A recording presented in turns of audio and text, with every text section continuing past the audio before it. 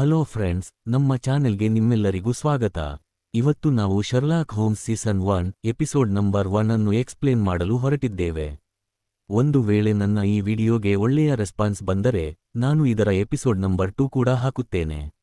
ಈಗ ಹೆಸರಿನಿಂದಲೇ ಗೊತ್ತಾಗುವಂತೆ ಇದು Sherlock Holmes episode. Sherlock Holmes ವೈಯಕ್ತಿಕವಾಗಿ ನನ್ನ ಅತ್ಯಂತ ಫೇವರೆಟ್ ಕ್ಯಾರೆಕ್ಟರ್ ಆಗಿದೆ. ನಾನು ಅವರ ಎಲ್ಲಾ ಸ್ಟೋರಿಗಳು ಮತ್ತು ನಾವೆಲ್ಸ್ ಓದಿದ್ದೇನೆ. ಎಪಿಸೋಡ್ನ ಆರಂಭದಲ್ಲಿ ನಾವು 3 ಜನರನ್ನು ನೋಡುತ್ತೇವೆ. ಅವರು ಒಂದೇ ರೀತಿಯಾಗಿ ಆತ್ಮಹತ್ಯೆ ಮಾಡಿಕೊಳ್ಳುತ್ತಾರೆ. ಇಷ್ಟೊಂದು ಒಂದೇ ತರಹದ ಆತ್ಮಹತ್ಯೆಗಳನ್ನು ನೋಡಿ ಪೊಲೀಸರ ಕಡೆಗೆ ಎಲ್ಲರ ಗಮನ ಹೆಚ್ಚಾಗಿ ಹೋಗುತ್ತದೆ. ಇಲ್ಲಿ ಇನ್ಸ್ಪೆಕ್ಟರ್ ಲೆಸ್ಟ್ರಾಡ್ ಮೀಡಿಯಾ ಮುಂದೆ ನಿಂತು ಈ ಎಲ್ಲಾ ಕೇಸ್ಗಳ ಬಗ್ಗೆ ಹೇಳುತ್ತಿರುತ್ತಾನೆ. ಅವನು ಒಂದು ಮಾತನ್ನು ಹೇಳುತ್ತಿದ್ದಂತೆ ತಕ್ಷಣವೇ ಎಲ್ಲರ ಫೋನ್ಗೆ ಒಂದು ಮೆಸೇಜ್ ಬರುತ್ತದೆ. ರಾಂಗ್ ಅಂದರೆ ಅವನು ಹೇಳುತ್ತಿರುವುದು ತಪ್ಪು ಎಂದು. ಈ ಮೆಸೇಜ್ ಕಳುಹಿಸಿದವರು ಬೇರೆ ಯಾರೂ ಅಲ್ಲ, ನಮ್ಮ ಡಿಟೆಕ್ಟಿವ್ ಶರ್ಲಾಕ್ ಹೋಮ್ಸ್. ಮುಂದಿನ ಸೀನ್ನಲ್ಲಿ ನಾವು ಡಾಕ್ಟರ್ ವಾಟ್ಸನ್ ಅವರನ್ನು ನೋಡುತ್ತೇವೆ. ಇಲ್ಲಿ ಡಾಕ್ಟರ್ ವಾಟ್ಸನ್ ಆರ್ಮಿಯಿಂದ ರಿಟೈರ್ ಆಗಿರುತ್ತಾರೆ ಮತ್ತು ಈಗ ಅವರು ತಮಗಾಗಿ ಒಬ್ಬ ರೂಮ್ಮೇಟ್ ಹುಡುಕುತ್ತಿರುತ್ತಾರೆ. ಏಕೆಂದರೆ ಲಂಡನ್ನಲ್ಲಿ ಇರುವುದು ತುಂಬಾ ದುಬಾರಿ, ಹಾಗಾಗಿ ಅವರು ಒಬ್ಬರೇ ಇಡೀ ಫ್ಲಾಟ್ನ ಬಾಡಿಗೆಯನ್ನು ಕೊಡಲು ಸಾಧ್ಯವಿರುವುದಿಲ್ಲ. ಡಾಕ್ಟರ್ ವಾಟ್ಸನ್ ಅವರ ಕಾಲಿಗೆ ಪೆಟ್ಟಾಗಿರುತ್ತದೆ, ಅದಕ್ಕಾಗಿಯೇ ಅವರು ಕೋಲನ್ನು ಹಿಡಿದು ನಡೆಯುತ್ತಿರುತ್ತಾರೆ. ಅವರು ಆರ್ಮಿಯಲ್ಲಿದ್ದಾಗ ಮೊದಲು ಅಫ್ಘಾನಿಸ್ತಾನದಲ್ಲಿ ಪೋಸ್ಟ್ ಆಗಿದ್ದರು. ಅಲ್ಲಿ ಅವರ ಜೊತೆ ಒಂದು ಭೀಕರ ಅಪಘಾತ ನಡೆದಿರುತ್ತದೆ. ಇದರಿಂದಾಗಿ ಅವರು ಮಾನಸಿಕವಾಗಿ ತುಂಬಾ ಡಿಸ್ಟರ್ಬ್ ಆಗಿರುತ್ತಾರೆ ಮತ್ತು ಪ್ರಸ್ತುತ ಅವರ ಟ್ರೀಟ್ಮೆಂಟ್ ನಡೆಯುತ್ತಿರುತ್ತದೆ. ಇಲ್ಲಿ ವಾಟ್ಸನ್ ತನ್ನ ಒಬ್ಬ ಸ್ನೇಹಿತನನ್ನು ಭೇಟಿಯಾಗುತ್ತಾರೆ.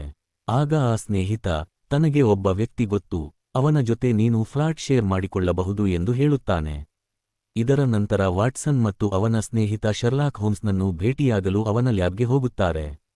ಅಲ್ಲಿ ಶರ್ಲಾಕ್ ಹೋಮ್ಸ್ ಡಾಕ್ಟರ್ ವಾಟ್ಸನ್ನನ್ನು ನೋಡಿದ ತಕ್ಷಣವೇ ಹೇಳಿಬಿಡುತ್ತಾನೆ, ನೀವು ಆರ್ಮಿಯ ಡಾಕ್ಟರ್ ಮತ್ತು ನೀವು ಅಫ್ಘಾನಿಸ್ತಾನ ಅಥವಾ ಇರಾಕ್ ಎರಡರಲ್ಲಿ ಯಾವುದಾದರೂ ಒಂದು ಜಾಗದಲ್ಲಿ ಪೋಸ್ಟ್ ಆಗಿದ್ದೀರಿ. ನಿಮಗೊಬ್ಬ ಅಣ್ಣನಿದ್ದಾನೆ, ಅವನು ನಿಮ್ಮ ಬಗ್ಗೆ ತುಂಬಾ ಚಿಂತೆ ಮಾಡುತ್ತಾನೆ. ಆದರೆ ವಾಟ್ಸನ್ ತನ್ನ ಅಣ್ಣನನ್ನು ಅಷ್ಟಾಗಿ ಇಷ್ಟಪಡುವುದಿಲ್ಲ. ಬಹುಶಃ ಅವನ ಅಣ್ಣ ಕುಡುಕನಾಗಿರಬಹುದು ಮತ್ತು ಅವನ ಹೆಂಡತಿಯಿಂದ ಡಿವೋರ್ಸ್ ಆಗುತ್ತಿರಬಹುದು.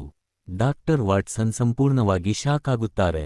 ಏಕೆಂದರೆ ಇನ್ನು ಅವರು ತಮ್ಮ ಹೆಸರನ್ನು ಕೂಡ ಹೇಳಿರುವುದಿಲ್ಲ, ಆದರೆ ಈ ವ್ಯಕ್ತಿ ಅವರ ಬಗ್ಗೆ ಎಲ್ಲವನ್ನೂ ಹೇಳಿಬಿಟ್ಟಿರುತ್ತಾನೆ. ಇದರ ನಂತರ ಶರ್ಲಾಕ್ ಹೋಮ್ಸ್ ತನ್ನ ಮನೆಯ ಅಡ್ರೆಸ್ ಕೊಟ್ಟು, ನೀನು ಅಲ್ಲಿಗೆ ಬಂದು ನನ್ನ ರೂಮ್ ನೋಡು ಎಂದು ಹೇಳುತ್ತಾನೆ. ಮುಂದಿನ ಸೀನ್ನಲ್ಲಿ ವಾಟ್ಸನ್ ಶರ್ಲಾಕ್ ಹೋಮ್ಸ್ನ ಮನೆ ಬೇಕರ್ ಸ್ಟ್ರೀಟ್ಗೆ ಹೋಗುತ್ತಾನೆ. ಅಲ್ಲಿನ ಓನರ್ ಮಿಸೆಸ್ ಹಡ್ಸನ್ ಆಗಿರುತ್ತಾರೆ. ಅವನು ರೂಮ್ ನೋಡುತ್ತಿರುವಾಗಲೇ ಅಲ್ಲಿಗೆ ಲೆಸ್ಟ್ರಾಡ್ ಬರುತ್ತಾನೆ. ಅವನು ಶರ್ಲಾಕ್ ಹೋಮ್ಸ್ನ ಸಹಾಯ ಕೇಳಲು ಬಂದಿರುತ್ತಾನೆ, ಏಕೆಂದರೆ ಮತ್ತೊಂದು ಆತ್ಮಹತ್ಯೆ ನಡೆದಿರುತ್ತದೆ, ಅದು ಕೂಡ ಅದೇ ರೀತಿ. ಆದರೆ ಈ ಬಾರಿ ಸತ್ತವರು ಒಂದು ಸುಳಿವನ್ನು ಬಿಟ್ಟಿರುತ್ತಾರೆ. ಈಗ ಶರ್ಲಾಕ್ ಹೋಮ್ಸ್ ಕ್ರೈಮ್ ಸ್ಪಾಟ್ಗೆ ಹೋಗಬೇಕಿರುತ್ತದೆ, ಆದರೆ ಅವನಿಗೆ ಅಲ್ಲಿಗೆ ಹೋಗಲು ಇಷ್ಟವಿರುವುದಿಲ್ಲ. ಏಕೆಂದರೆ ಅಲ್ಲಿ ಆಂಡರ್ಸನ್ ಇರುತ್ತಾನೆ. ಆಂಡರ್ಸನ್ ಪೊಲೀಸ್ ಇಲಾಖೆಯ ಒಬ್ಬ ವ್ಯಕ್ತಿ, ಅವನನ್ನು ಶರ್ಲಾಕ್ ಹೋಮ್ಸ್ ಸ್ವಲ್ಪವೂ ಇಷ್ಟಪಡುವುದಿಲ್ಲ. ಆಂಡರ್ಸನ್ ಮತ್ತು ಶರ್ಲಾಕ್ ಹೋಮ್ಸ್ಗೆ ಆಗಿ ಬರುವುದಿಲ್ಲ. ಆದರೆ ಕೇಸ್ ಸಾಲ್ವ್ ಮಾಡಲು ಅವನು ಯಾವಾಗಲೂ ಎಕ್ಸೈಟೆಡ್ ಇರುವುದರಿಂದ ಕೊನೆಗೆ ಅವನು ರೆಡಿಯಾಗುತ್ತಾನೆ. ಆದರೆ ಅವನು ತನ್ನ ಜೊತೆ ವಾಟ್ಸನ್ನನ್ನು ಕರೆದುಕೊಂಡು ಹೋಗುತ್ತಾನೆ. ಅವರು ಟ್ಯಾಕ್ಸಿಯಲ್ಲಿ ಹೋಗುತ್ತಿರುವಾಗ ವಾಟ್ಸನ್ ಕೇಳುತ್ತಾನೆ, ನೀನು ನನ್ನ ಬಗ್ಗೆ ಇಷ್ಟೊಂದು ವಿಷಯಗಳನ್ನು ಹೇಗೆ ಹೇಳಿದೆ? ಆಗ ಶರ್ಲಾಕ್ ಹೇಳುತ್ತಾನೆ, ನಾನು ಒಬ್ಬ ಕನ್ಸಲ್ಟಿಂಗ್ ಡಿಟೆಕ್ಟಿವ್. ಅಂದರೆ ಪೊಲೀಸರಿಗೆ ನನ್ನ ಅಗತ್ಯವಿದ್ದಾಗ ನಾನು ಅವರಿಗೆ ಹೆಲ್ಪ್ ಮಾಡುತ್ತೇನೆ. ನಾನು ನಿನ್ನನ್ನು ನೋಡಿದಾಗ ನಿನ್ನ ಲುಕ್ ಮತ್ತು ಬಾಡಿ ಲ್ಯಾಂಗ್ವೇಜ್ ನೋಡಿ ನೀನು ಮಿಲಿಟರಿಯವನು ಎಂದು ಗೊತ್ತಾಯಿತು. ಆದರೆ ನಿನ್ನ ಮಾತನಾಡುವ ಶೈಲಿ ಸಾಮಾನ್ಯ ಮಿಲಿಟರಿ ಮನುಷ್ಯನಂತೆ ಇರಲಿಲ್ಲ, ಹಾಗಾಗಿ ನೀನು ಆರ್ಮಿ ಡಾಕ್ಟರ್ ಇರಬಹುದು ಎಂದು ಗೆಸ್ ಮಾಡಿದೆ.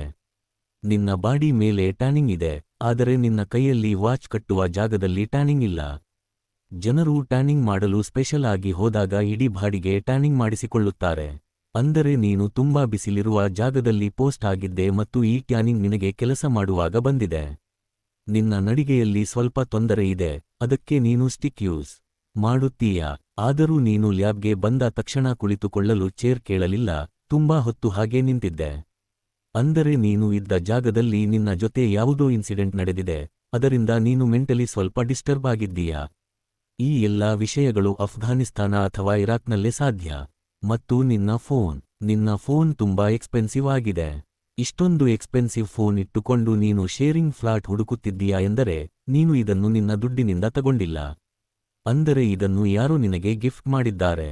ಫೋನ್ ಮೇಲೆ ತುಂಬಾ ಸ್ಕ್ರಾಚಸ್ ಇವೆ, ಅವು ಒಂದೇ ದಿನದಲ್ಲಿ ಆಗಿದ್ದಲ್ಲ, ತುಂಬಾ ಸಮಯದಿಂದ ಆಗಿದ್ದು. ಇಂತಹ ಸ್ಕ್ರಾಚಸ್ ಯಾವಾಗ ಆಗುತ್ತವೆ ಎಂದರೆ ಫೋನ್ ಇರುವ ಜೇಬಿನಲ್ಲಿ ಕಾಯಿನ್ಸ್ ಮತ್ತು ಕೀಗಳನ್ನು ಹಾಕಿದಾಗ. ನಿನ್ನಂಥ ಆರ್ಮಿ ಮನುಷ್ಯ ತನ್ನ ಎಕ್ಸ್ಪೆನ್ಸಿವ್ ಫೋನ್ ಜೊತೆ ಹೀಗೆ ಮಾಡುವುದಿಲ್ಲ. ಅಂದರೆ ಈ ಫೋನ್ ಅನ್ನು ಮೊದಲು ಯಾರೋ ಯೂಸ್ ಮಾಡಿ ನಿನಗೆ ಕೊಟ್ಟಿದ್ದಾರೆ. ಈ ಫೋನ್ ಹಿಂದೆ ವ್ಯಾಟ್ಸನ್ ಫ್ರಮ್ ಕ್ಲಾರಾ ಎಂದು ಬರೆಯಲಾಗಿದೆ. ಅಂದರೆ ಹೆನ್ರಿ ನಿನ್ನ ಅಣ್ಣ ಇರಬೇಕು ಮತ್ತು ಕ್ಲಾರಾ ಅವನ ಹೆಂಡತಿ ಇರಬೇಕು. ಅವರಿಬ್ಬರ ನಡುವೆ ಡಿವೋರ್ಸ್ ಆಗುತ್ತಿರುವುದರಿಂದ ಹೆನ್ರಿ ಕ್ಲಾರಾಗೆ ಸಂಬಂಧಿಸಿದ ಯಾವುದೇ ವಸ್ತುವನ್ನು ತನ್ನ ಬಳಿ ಇಟ್ಟುಕೊಳ್ಳಲು ಇಷ್ಟಪಡದೆ ನಿನಗೆ ಕೊಟ್ಟಿದ್ದಾನೆ. ಈ ಫೋನ್ನ ಚಾರ್ಜಿಂಗ್ ಪಾಯಿಂಟ್ ಹತ್ತಿರ ತುಂಬಾ ಮಾರ್ಕ್ಸ್ ಇವೆ. ಇಂತಹ ಗುರುತುಗಳು ಮನುಷ್ಯ ಅಮಲಿನಲ್ಲಿ ಇದ್ದಾಗ, ಸರಿಯಾಗಿ ಚಾರ್ಜಿಂಗ್ ಪಾಯಿಂಟ್ಗೆ ಚಾರ್ಜರ್ ಸಿಕ್ಕಿಸಲು ಸಾಧ್ಯವಾಗದಿದ್ದಾಗ ಆಗುತ್ತವೆ. ಅಂದರೆ ನಿನ್ನ ಅಣ್ಣ ಡ್ರಿಂಕ್ ಕೂಡ ಮಾಡುತ್ತಾನೆ. ವಾಟ್ಸನ್ ಹೇಳುತ್ತಾನೆ, ನಿನ್ನ ಎಲ್ಲಾ ಮಾತುಗಳು ಸಂಪೂರ್ಣ ನಿಜ, ನೀನು ತುಂಬಾ ಎಕ್ಸ್ಟ್ರಾಆರ್ಡಿನರಿ. ಆದರೆ ಕೇವಲ ಒಂದು ಮಾತು ತಪ್ಪಾಗಿದೆ. ಅಸಲಿಗೆ ಹೆನ್ರಿ ನನ್ನ ಅಣ್ಣನ ಹೆಸರಲ್ಲ, ಅದು ನನ್ನ ಸಿಸ್ಟರ್ ಹೆಸರು. ಅವಳ ಪೂರ್ತಿ ಹೆಸರು ಹ್ಯಾರಿಯೆಟ್. ಅಷ್ಟರಲ್ಲಿ ಅವರು ಕ್ರೈಮ್ ಸ್ಪಾಟ್ಗೆ ತಲುಪುತ್ತಾರೆ. ಅಲ್ಲಿಗೆ ಆಂಡರ್ಸನ್ ಬರುತ್ತಾನೆ ಮತ್ತು ಅವರನ್ನು ಒಳಗಡೆ ಹೋಗದಂತೆ ತಡೆಯುತ್ತಾನೆ. ಆಗ ಶರ್ಲಾಕ್ ಹೋಮ್ಸ್ ಹೇಳುತ್ತಾನೆ, ನೀನು ಹಾಕಿರುವ ಡಿಯೋ ಪುರುಷರ ಡಿಯೋ ಆಗಿದೆ, ಆದರೆ ನಾನು ನಿನ್ನ ಫಿಮೇಲ್ ಕಲೀಗ್ ಬಳಿಯೂ ಇದೇ ಸ್ಮೆಲ್ ನೋಡಿದ್ದೇನೆ. ಮತ್ತು ನಿನ್ನ ಹೆಂಡತಿ ಕೆಲವು ದಿನಗಳಿಂದ ಹೊರಗೆ ಹೋಗಿದ್ದಾಳೆ, ಅಂದರೆ ನಿಮ್ಮಿಬ್ಬರ ನಡುವೆ ಅಫೇರ್ ನಡೆಯುತ್ತಿದೆ. ಈ ಮಾತು ಕೇಳಿ ಆಂಡರ್ಸನ್ನ ಬಾಯಿ ಮುಚ್ಚಿ ಹೋಗುತ್ತದೆ. ಶರ್ಲಾಕ್ ಹೋಮ್ಸ್ ಮತ್ತು ವಾಟ್ಸನ್ ಕ್ರೈಮ್ ಸೀನ್ ಒಳಗಡೆ ಹೋಗುತ್ತಾರೆ. ಅಲ್ಲಿ ಒಳಗಡೆ ನಾವು ವಿಕ್ಟಿಮ್ ಅನ್ನು ನೋಡುತ್ತೇವೆ. ಅವಳ ಹೆಸರು ಜೆನ್ನಿಫರ್. ಅವಳು ಸಂಪೂರ್ಣವಾಗಿ ಪಿಂಕ್ ಬಣ್ಣದ ಬಟ್ಟೆಗಳನ್ನು ಧರಿಸಿರುತ್ತಾಳೆ. ಪಿಂಕ್ ಬಟ್ಟೆ, ಪಿಂಕ್ ನೇಲ್ ಪಾಲಿಶ್, ಎಲ್ಲವೂ ಪಿಂಕ್. ಇಲ್ಲಿ ಫ್ಲೋರ್ ಮೇಲೆ ಅವಳು ತನ್ನ ಉಗುರುಗಳಿಂದ ಕೆರೆದು ರೇಚ್ ಎಂದು ಬರೆದಿರುತ್ತಾಳೆ. ಶರ್ಲಾಕ್ ಯೋಚಿಸುತ್ತಾನೆ, ಜರ್ಮನ್ ಭಾಷೆಯಲ್ಲಿ ರೇಚ್ ಎಂದರೆ ರಿವೆಂಜ್ ಎಂದು.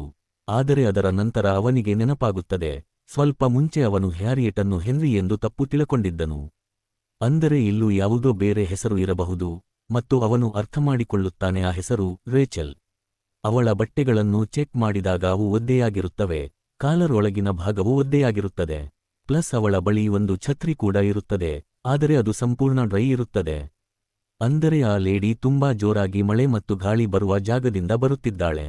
ಜೋರಾದ ಮಳೆಯಿಂದಾಗಿ ಅವಳು ತನ್ನ ಕಾಲರ್ ಮೇಲೆ ಮಾಡಿಕೊಂಡಿರಬೇಕು, ಇದರಿಂದ ನೀರು ಒಳಗೆ ಹೋಗಿದೆ. ಮತ್ತು ಗಾಳಿ ಜೋರಾಗಿದ್ದರಿಂದ ಅವಳು ಛತ್ರಿ ಬಿಚ್ಚಲು ಸಾಧ್ಯವಾಗಿರಲಿಲ್ಲ. ಆದರೆ ಈ ಸಮಯದಲ್ಲಿ ಲಂಡನ್ನಲ್ಲಿ ಅಂತಹ ಮಳೆ ಆಗುತ್ತಿಲ್ಲ. ಲಂಡನ್ ಸುತ್ತಮುತ್ತ ಕೇವಲ ಕಾರ್ಡಿಫ್ ಎಂಬ ಜಾಗದಲ್ಲಿ ಮಾತ್ರ ಇಂತಹ ಮಳೆ ಆಗುತ್ತಿತ್ತು. ಅಂದರೆ ಆ ಲೇಡಿ ಕಾರ್ಡಿಫ್ನಿಂದ ಬರುತ್ತಿದ್ದಾಳೆ. ಅವಳು ಧರಿಸಿರುವ ಎಲ್ಲಾ ಜ್ಯುವೆಲ್ಲರಿ ಕ್ಲೀನ್ ಆಗಿರುತ್ತವೆ, ಆದರೆ ಅವಳ ಎಂಗೇಜ್ಮೆಂಟ್ ರಿಂಗ್ ಮಾತ್ರ ಕೊಳಕಾಗಿರುತ್ತದೆ. ಶರ್ಲಾಕ್ ಆ ಉಂಗುರವನ್ನು ತೆಗೆಯುತ್ತಾನೆ. ಅದು ಒಳಗಿನಿಂದ ಕ್ಲೀನ್ ಆಗಿರುತ್ತದೆ, ಆದರೆ ಹೊರಗಿನಿಂದ ಕೊಳಕಾಗಿರುತ್ತದೆ. ಅಂದರೆ ಆ ಲೇಡಿ ಪದೇ ಪದೇ ಉಂಗುರವನ್ನು ಕಳಚುತ್ತಿದ್ದಾಳೆ, ಆದರೆ ಅದನ್ನು ಕ್ಲೀನ್ ಮಾಡುತ್ತಿಲ್ಲ. ಅಂದರೆ ಅವಳು ತನ್ನ ಮದುವೆಯ ಲೈಫ್ನಿಂದ ಖುಷಿಯಾಗಿಲ್ಲ.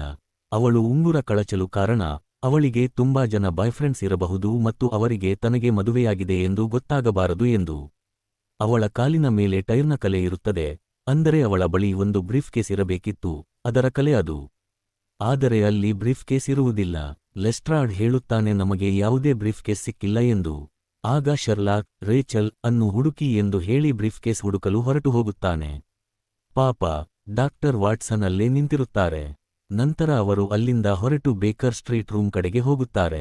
ಅವರು ರೂಮ್ಗೆ ತಲುಪಿದಾಗ ಶರ್ಲಾಕ್ ಹೋಮ್ಸ್ ಅಲ್ಲಿ ಮೊದಲೇ ಇರುತ್ತಾನೆ.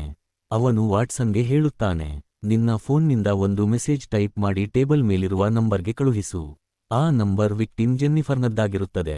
ಮೆಸೇಜ್ನಲ್ಲಿ ಒಂದು ಅಡ್ರೆಸ್ ಬರೆದು ಅಲ್ಲಿಗೆ ಬಂದು ಭೇಟಿಯಾಗಲು ಹೇಳಿರುತ್ತಾರೆ. ಈ ಮೆಸೇಜ್ ಕಳುಹಿಸಿದ ನಂತರ ಶರ್ಲಾಕ್ ಹೋಮ್ಸ್ ಒಂದು ಪಿಂಕ್ ಕಲರ್ ಸೂಟ್ಕೇಸ್ ತರುತ್ತಾನೆ. ಇದು ಜೆನ್ನಿಫರ್ನದ್ದೇ ಸೂಟ್ಕೇಸ್ ಆಗಿರುತ್ತದೆ. ಅದನ್ನು ಅವನು ಹುಡುಕಿರುತ್ತಾನೆ. ಕೊಲೆಗಾರನ ಬಳಿ ಸೂಟ್ಕೇಸ್ ಉಳಿದುಕೊಂಡಿರಬಹುದು ಮತ್ತು ಅದು ದೊಡ್ಡ ಸಾಕ್ಷಿಯಾಗುವುದರಿಂದ ಅವನು ಅದನ್ನು ಎಲ್ಲೋ ಎಸೆದಿರಬಹುದು ಎಂದು ಯೋಚಿಸಿ ಶರ್ಲಾಕ್ ಕ್ರೈಮ್ ಸೀನ್ ಸುತ್ತಮುತ್ತಲಿನ ಕಸದ ಡಬ್ಬಿಗಳಲ್ಲಿ ಹುಡುಕಿ ಅದನ್ನು ಪತ್ತೆ ಹಚ್ಚಿರುತ್ತಾನೆ. ಆ ಸೂಟ್ಕೇಸ್ನಲ್ಲಿ ಎಲ್ಲೂ ಫೋನ್ ಇರುವುದಿಲ್ಲ, ಅಂದರೆ ಫೋನ್ ಕೊಲೆಗಾರನ ಬಳಿ ಇದೆ. ನಂತರ ಶರ್ಲಾಕ್ ಮತ್ತು ವಾಟ್ಸನ್ ಆ ಮೆಸೇಜ್ ಕಳುಹಿಸಿದ ಅಡ್ರೆಸ್ಗೆ ಹೋಗುತ್ತಾರೆ. ಅಲ್ಲಿ ಹೊರಗಡೆ ಒಂದು ಟ್ಯಾಕ್ಸಿ ತುಂಬಾ ಹೊತ್ತಿನಿಂದ ನಿಂತಿರುವುದನ್ನು ಶರ್ಲಾಕ್ ನೋಡುತ್ತಾನೆ. ಅದರೊಳಗಿರುವ ಪ್ಯಾಸೆಂಜರ್ ಹೊರಗೆ ಇಳಿಯುತ್ತಿರುವುದಿಲ್ಲ. ಶರ್ಲಾಕ್ಗೆ ಡೌಟ್ ಬಂದು ಅವನು ಆ ಟ್ಯಾಕ್ಸಿಯನ್ನು ಫಾಲೋ ಮಾಡುತ್ತಾನೆ. ಆದರೆ ಅದರೊಳಗಿಂದ ಇಳಿಯುವ ಪ್ಯಾಸೆಂಜರ್ನನ್ನು ನೋಡಿ ಇವನು ಕೊಲೆಗಾರನಲ್ಲ ಎಂದು ಗೊತ್ತಾಗುತ್ತದೆ. ತನಗೆ ಏನೋ ಮಿಸ್ಟೇಕ್ ಆಗಿದೆ ಎಂದುಕೊಳ್ಳುತ್ತಾನೆ. ಅಷ್ಟರಲ್ಲಿ ಅಲ್ಲಿಗೆ ಪೊಲೀಸ್ ಬರುತ್ತದೆ. ಹಾಗಾಗಿ ಅವರು ಪೊಲೀಸರಿಂದ ತಪ್ಪಿಸಿಕೊಂಡು ಮತ್ತೆ ತಮ್ಮ ರೂಮ್ಗೆ ಬರುತ್ತಾರೆ. ಅವರು ರೂಮ್ ತಲುಪಿದಾಗ ವಾಟ್ಸನ್ ಇಷ್ಟು ದೂರ ಕೋಲು ಇಲ್ಲದೆಯೇ ಓಡಿಕೊಂಡು ಬಂದಿರುವುದು ಅವನಿಗೆ ತಿಳಿಯುತ್ತದೆ. ಅಂದರೆ ಕೇವಲ ಮಾನಸಿಕ ಟ್ರಾಮಾದಿಂದಾಗಿ ತನಗೆ ನಡೆಯಲು ಸಾಧ್ಯವಿಲ್ಲ ಎಂದು ಅವನು ಅಂದುಕೊಂಡಿದ್ದನೇ ಹೊರತು ರಿಯಾಲಿಟಿಯಲ್ಲಿ ಅವನು ಚೆನ್ನಾಗಿ ಓಡಬಲ್ಲವನಾಗಿದ್ದ. ಮೇಲಕ್ಕೆ ಹೋದಾಗ ಅಲ್ಲಿ ಪೊಲೀಸರು ಶರ್ಲಾಕ್ನ ರೂಮ್ ಸರ್ಚ್ ಮಾಡುತ್ತಿರುತ್ತಾರೆ. ಇದೆಲ್ಲವನ್ನು ಆಂಡರ್ಸನ್ ತನ್ನ ಅಪಮಾನದ ಸೇಡು ತೀರಿಸಿಕೊಳ್ಳಲು ಮಾಡಿಸಿರುತ್ತಾನೆ. ಆದರೆ ಅವರಿಗೆ ಅಲ್ಲಿ ಡ್ರಗ್ಸ್ ಏನೂ ಸಿಗುವುದಿಲ್ಲ, ಬದಲಿಗೆ ಆ ಪಿಂಕ್ ಸುಟ್ಕೇಸ್ ಸಿಗುತ್ತದೆ. ಆಂಡರ್ಸನ್ ಶರ್ಲಾಕ್ ಮೇಲೆ ಶಂಕೆ ವ್ಯಕ್ತಪಡಿಸುತ್ತಾನೆ, ಆದರೆ ಲೆಸ್ಟ್ರಾಡ್ಗೆ ಗೊತ್ತಿರುತ್ತದೆ ಶರ್ಲಾಕ್ ಕೊಲೆ ಮಾಡುವುದಿಲ್ಲ, ಅವನು ಕೇಸ್ ಸಾಲ್ವ್ ಮಾಡಲು ಇದನ್ನು ತಂದಿದ್ದಾನೆ ಎಂದು. ಲೆಸ್ಟ್ರಾಡ್ ಹೇಳುತ್ತಾನೆ, ರೇಚಲ್ ಎಂಬುದು ಜೆನ್ನಿಫರ್ನ ಸತ್ತು ಹೋದ ಮಗಳ ಹೆಸರು ಎಂದು. ಆಗ ಶರ್ಲಾಕ್ ಯೋಚಿಸುತ್ತಾನೆ, ಅವಳು ಸಾಯುವ ಮುನ್ನ ಅಷ್ಟು ಕಷ್ಟಪಟ್ಟು ತನ್ನ ಸತ್ತ ಮಗಳ ಹೆಸರನ್ನು ಏಕೆ ಬರೆಯುತ್ತಾಳೆ. ಜೆನ್ನಿಫರ್ ತುಂಬಾ ಸ್ಮಾರ್ಟ್ ಲೇಡಿಯಾಗಿದ್ದಳು, ಅವಳು ಬೇಡವೆಂದರೂ ಆ ಫೋನನ್ನು ಕೊಲೆಗಾರನ ಬಳಿ ಬಿಟ್ಟಿದ್ದಾಳೆ, ಇದರಿಂದ ಪೊಲೀಸರು ಕೊಲೆಗಾರನನ್ನು ಟ್ರೇಸ್ ಮಾಡಬಹುದು ಎಂದು. ಶರ್ಲಾಕ್ ತನ್ನ ಲ್ಯಾಪ್ಟಾಪ್ನಲ್ಲಿ ಆ ಸೂಟ್ಕೇಸ್ ಮೇಲಿದ್ದ ಇಮೇಲ್ ಐಡಿ ಮತ್ತು ಪಾಸ್ವರ್ಡ್ ಹಾಕಿ ಜೆನ್ನಿಫರ್ ಫೋನ್ನ ಲೊಕೇಶನ್ ಟ್ರೇಸ್ ಮಾಡುತ್ತಾನೆ. ಆದರೆ ಆ ಲೊಕೇಶನ್ ಬೇಕರ್ ಸ್ಟ್ರೀಟ್, ಅಂದರೆ ಅವರು ಇರುವ ಜಾಗವನ್ನೇ ತೋರಿಸುತ್ತಿರುತ್ತದೆ. ಎಲ್ಲರಿಗೂ ಆಶ್ಚರ್ಯವಾಗುತ್ತದೆ, ಕೊಲೆಗಾರ ಇಲ್ಲೇ ಹೇಗೆ ಇರಲು ಸಾಧ್ಯ ಎಂದು. ಅಷ್ಟರಲ್ಲಿ ಮಿಸೆಸ್ ಹಡ್ಸನ್ ಬಂದು ಹೇಳುತ್ತಾರೆ, ಶರ್ಲಾಕ್, ನಿಮಗಾಗಿ ಟ್ಯಾಕ್ಸಿ ಬಂದಿದೆ. ಆಗ ಶರ್ಲಾಕ್ಗೆ ಸತ್ಯ ಅರ್ಥವಾಗುತ್ತದೆ, ಆ ಕೊಲೆಗಾರನೇ ಟ್ಯಾಕ್ಸಿ ಡ್ರೈವರ್. ಅದಕ್ಕೆ ಅವರು ಟ್ಯಾಕ್ಸಿ ಫಾಲೋ ಮಾಡಿದಾಗ ಪ್ಯಾಸೆಂಜರ್ ಕೊಲೆಗಾರನಾಗಿರಲಿಲ್ಲ, ಬದಲಿಗೆ ಆ ಡ್ರೈವರ್ ಆಗಿದ್ದ. ಅಷ್ಟರಲ್ಲಿ ಶರ್ಲಾಕ್ ಫೋನ್ಗೆ ನನ್ನ ಜೊತೆ ಬಾ ಎಂದು ಮೆಸೇಜ್ ಬರುತ್ತದೆ. ಮಿಸೆಸ್ ಹಡ್ಸನ್ ಹಿಂದೆ ಆ ಟ್ಯಾಕ್ಸಿ ಡ್ರೈವರ್ ನಿಂತಿರುತ್ತಾನೆ. ಶರ್ಲಾಕ್ ಅವನ ಹಿಂದೆ ಹೋಗುತ್ತಾನೆ. ಡ್ರೈವರ್ ಹೇಳುತ್ತಾನೆ, ನೀನು ಪೊಲೀಸರಿಗೆ ಹೇಳಿದರೆ ಅವರು ನನ್ನನ್ನು ಹಿಡಿಯುತ್ತಾರೆ, ನಾನು ಏನೂ ಹೇಳುವುದಿಲ್ಲ. ಆದರೆ ನೀನು ಪೊಲೀಸರಿಗೆ ಹೇಳದಿದ್ದರೆ ನಾನು ನಿನಗೆ ತುಂಬಾ ವಿಷಯಗಳನ್ನು ಹೇಳುತ್ತೇನೆ. ಶರ್ಲಾಕ್ ಒಪ್ಪಿ ಟ್ಯಾಕ್ಸಿಯಲ್ಲಿ ಕೂರುತ್ತಾನೆ. ಶರ್ಲಾಕ್ ತನ್ನ ಲೊಕೇಶನ್ ಅನ್ನು ವಾಟ್ಸನ್ಗೆ ಕಳುಹಿಸುತ್ತಾನೆ. ವಾಟ್ಸನ್ ಅದನ್ನು ನೋಡಿ ತಕ್ಷಣ ಹೊರಡುತ್ತಾನೆ. ಅಲ್ಲಿ ತಲುಪಿದಾಗ ಡ್ರೈವರ್ ಹೇಳುತ್ತಾನೆ, ನಾನು ಯಾರನ್ನೂ ಡೈರೆಕ್ಟ್ ಆಗಿ ಕೊಂದಿಲ್ಲ, ನಾನು ಅವರ ಜೊತೆ ಮಾತನಾಡುತ್ತಿದ್ದೆ, ನಂತರ ಅವರೇ ಆತ್ಮಹತ್ಯೆ ಮಾಡಿಕೊಳ್ಳುತ್ತಿದ್ದರು. ನಾನು ಅವರ ಜೊತೆ ಒಂದು ಗೇಮ್ ಆಡುತ್ತಿದ್ದೆ.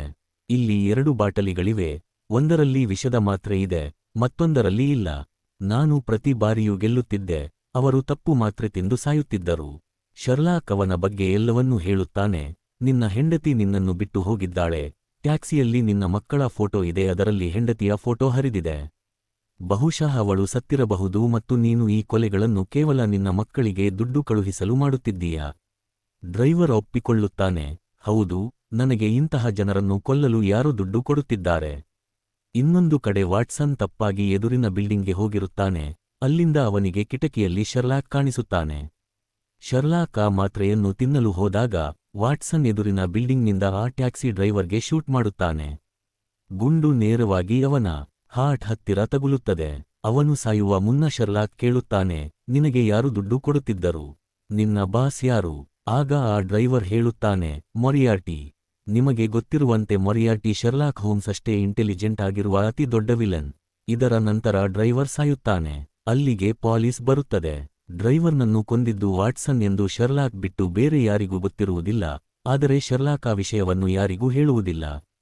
ಕೊನೆಯಲ್ಲಿ ಶರ್ಲಾಕ್ನ ಅಣ್ಣ ಮೈಕ್ರಾಫ್ಟ್ ಹೋಮ್ಸ್ ಬಂದು ಇವರಿಬ್ಬರ ಮೇಲೆ ನಿಗಾ ಇಡುವಂತೆ ಹೇಳುತ್ತಾನೆ. ಮತ್ತು ಇದರೊಂದಿಗೆ ಎಪಿಸೋಡ್ 1 ಮುಕ್ತಾಯವಾಗುತ್ತದೆ. ನಿಮಗೆ ನನ್ನ ಎಕ್ಸ್ಪ್ಲನೇಷನ್ ಇಷ್ಟವಾಗಿದ್ದರೆ ದಯವಿಟ್ಟು ವಿಡಿಯೋವನ್ನು ಲೈಕ್ ಮಾಡಿ, ಶೇರ್ ಮಾಡಿ ಮತ್ತು ಚಾನೆಲ್ ಅನ್ನು ಸಬ್ಸ್ಕ್ರೈಬ್ ಮಾಡಿ. ಸಿಗೋಣ ಮುಂದಿನ ವಿಡಿಯೋದಲ್ಲಿ. ಬಾಯ್ ಬಾಯ್.